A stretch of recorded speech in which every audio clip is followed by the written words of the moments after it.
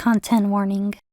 This game contains violence, flashing lights, guns, religious imagery and themes, body horror and horror in general, nudity, ableist language, and discussions of fatmisia, ableism, mental illness, depression, trauma, and suicide. This video contains spoilers for the game Baroque. I'm working my way through the current floor. I have little idea of what I need to do, only that I should keep going deeper and deeper into the tower. The connecting hallways between rooms are narrow, twisting and turning. I try to anticipate what metabeings may appear in the next room. I am able to defeat one, but it has taken my health down to dangerous levels, and I have no items to heal myself. Time to take a breather is limited. The clock is always ticking, in the form of a vitality meter that is depleting at all times, except in menus. Even in the outer world, that meter is draining, and if it's gone, your health starts dropping slowly. To regain vitality, one must eat hearts, and for health, one must eat meat. These are dropped by enemies that are defeated or found around the floor. Most bones can also be gnawed on to regain vitality or health, but can also carry other status effects, both positive and negative. Some of these items are unidentified, so to find out what they are, you must use them on yourself, or be lucky enough to find an appraisal item. A particularly bad one is when a meat or heart is rotten, which while it heals or gives you energy, lowers your stats down by 1, and unless you could find a rare item to recover those points, that's what one will have to deal with. Without anything to heal, I'm forced to move into the next room, getting attacked again, but this time there's no hope of surviving. I died and must return all the way back to the beginning of the dungeon. One's early experiences in Baroque will mirror this quite frequently. Confusion is constant in the beginning of this game, so one takes the gameplay at face value and enjoys the creepy aesthetics of the world they're in. The situation only becoming clearer as one progresses, but what is learned is rarely good. Baroque takes place in the world after a cataclysmic event known as the Blaze had occurred, wiping out most of humanity. And most of those that survived were transformed into creatures known as metabeings. The form they take is determined by their Baroques, which the game describes as distorted delusions. We play as the protagonist, a boy with amnesia and is silent, only having the feeling that he has committed some sin. While he cannot talk in-game, there are cutscenes taking place in the past where he can, as well as when we can hear his thoughts. Due to this, the weight of delivering the narrative falls mainly on his actions, or the bits and pieces of world building from other characters. A good chunk of this world building is done in the outer world, a sort of hub area where one can converse with other characters. Each time you return to this area, characters could have new things to say, or one can bring about a few events to progress the plot. The only one with mainly a gameplay purpose is a child known as the Collector, which can give you items from previous dungeon runs, as long as you drop them at consciousness orbs in the dungeon. Most of the people here speak cryptically, and early on it is difficult to parse out their meaning, but as more information is gained, it will become clear, somewhat. Most characters serve some plot purpose, but much of their backstories here are unrevealed, leaving only speculation as to their complete histories. The topic of conversation early on mainly revolves around the Neuro Tower and how the protagonist should venture down into it. The Archangel, the one who gives actual orders to the protagonist, says that he must go into the tower to absolve himself of his sin, whatever that may be. He gives us an angelic rifle, which he demands we use on the Absolute God in order to purify them and help save the world. When talking to other characters, they refer to the Archangel as a false angel, so suspicion about him is already planted. Despite this suspicion, the protagonist is left with no choice but to enter the Neuro Tower and fulfill his demands. But this first dive into it is different from the rest, in that we are in a simulated version of the world. While this makes little sense at this point in the game, again it will become clear later. So we enter the dungeon, clear the 5 floors, and purify the Absolute God. With this, we are thrust into the real world, and it's pretty much the same as the simulation, but it sure is something. Baroque's post-apocalyptic world is a sight to see. The grainy textures, while not always varied, can be grimy to the point of almost being an indecipherable mess of pixels. The game does not have a far draw distance, so the player is constantly in fear of what's lurking just out of one's view. The music and sounds add to this overwhelming sense that you're in an unwelcome place, with industrial bangs, thumping heartbeats, squishes, among other unpleasant noises. The Blaze has deteriorated the world greatly, and the aesthetics reflect that. In addition to the world are the characters of Baroque. Since the Baroques have distorted and twisted them, as the game puts it, they make for creepy sprites.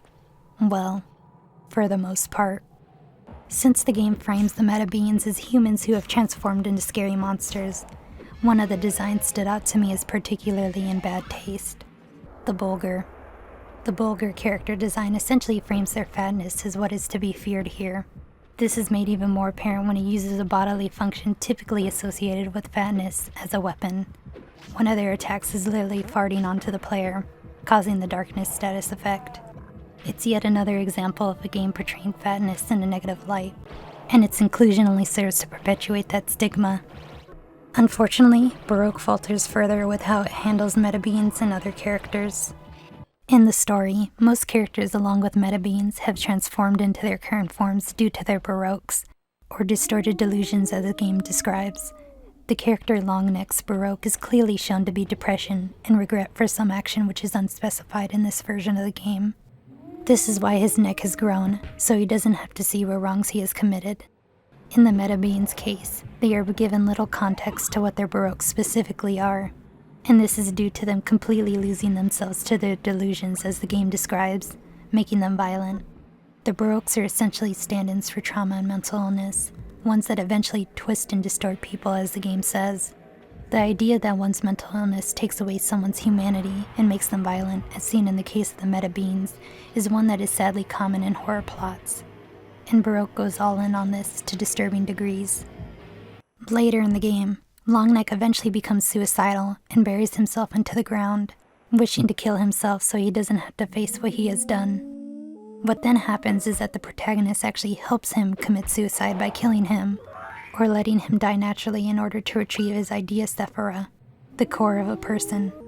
He then gives it to everyone in the outer world, causing them to bury themselves as well, so the protagonist can kill them for their idea sephiras, essentially a gamified form of suicide contagion. The framing of suicide as necessary for progress is distressing to say the least, and the game's justification for it makes it worse by describing it as purifying them. This is the same language used when killing meta-beings, and this leads to unsettling implications. By having the reason for them being violent be a stand-in for trauma and mental illness, it perpetuates the idea that those with those conditions are inherently violent, when the truth is that the world is violent to them. And by making them the enemies of the game, it posits that the best way to deal with them is extermination, an obviously horrific conclusion. With this context now known, the gameplay takes on a whole new layer of uncomfortability. Through its mechanics, the game forces you to be merciless towards meta-beings. The game never seems to see this as awful as it truly is, instead of having their violent nature and distorted forms be justification enough for their mass slaughter.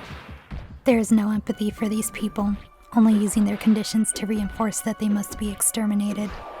To have the experience and items necessary to survive, the player must find and kill every meta-being they find, and use their remains for their own benefit.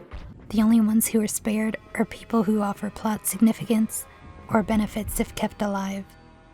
Eventually, the gameplay itself is no longer difficult. Multiple runs of the dungeons have acclimated the player so that they have strategies needed to survive, and at this point, mass murder of the meta-beings becomes just a process. Avoid health and vitality items for restoration when you can, and use them instead to increase max stats. Items you don't need you throw at enemies for damage. Explore every floor for items and experience.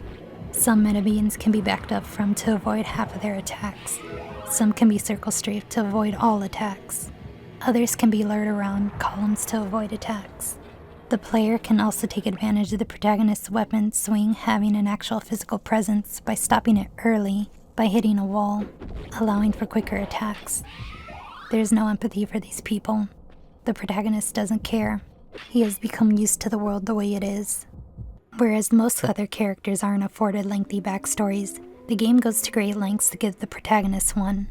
Once most of the people in the outer world are dead, we are able to access the labs, where we discover that the Archangel had gotten his religious group to make clones of the protagonist in order to do his bidding of purifying the absolute God. This explains the simulation at the beginning of the game. We stopped this by purifying them and getting their idea sephira, but in this case they live on in the protagonist, as they all become one. We also learn about their conjoined twin brother, that was killed when they were younger, something they still hold immense pain over.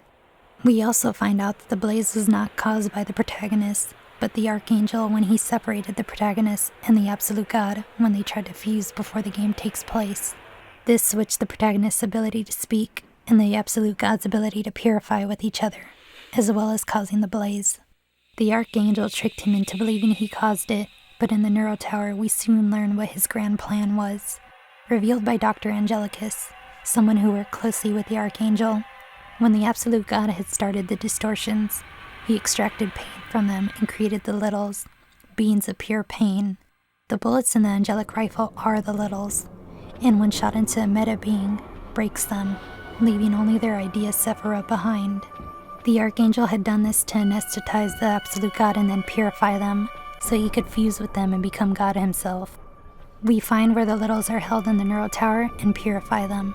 With the protagonist and the Littles idea Sephiras, we can give them to Alice and Eliza, two entities created by the Absolute God to fulfill their functions in the Neuro Tower. With this done, we go to the Absolute God and fuse them, Alice, Eliza, the Littles, and the protagonist into one being. Now whole again, they decide not to change the world, and reflecting the attitude the protagonist has at this point, instead choose to accept it in themselves for how things are. The end. A disconnect appears here. The protagonist is able to be treated as a human being, with feelings and struggles that are legitimate, and in the end is allowed to grapple with these things and come to accept themselves, even getting to achieve what the Archangel wanted, to become God. But outside of those fused with the Absolute God, no one else is allowed this treatment. They never get to work through their problems. They never get their stories told. They are never given agency. They are only allowed to suffer and face violence from someone who got to control the world by murdering, exploiting, and leaving behind their dead bodies. And the game seems to think treating these people this way was somehow the best possible ending. Thank you for watching. If you enjoyed this video, please consider supporting me on Patreon or Ko-fi. Patreon is if you want to support me monthly, and Ko-fi is for one-time support. These videos wouldn't be possible without the generous support of my patrons and Ko-fis. Any amount helps this channel keep going. Anyways, here's my Twitter, my Instagram, my channel link if you want to subscribe, and some other videos I've made. Well, that's all I had to say, so thanks again for watching, and I'll see you around.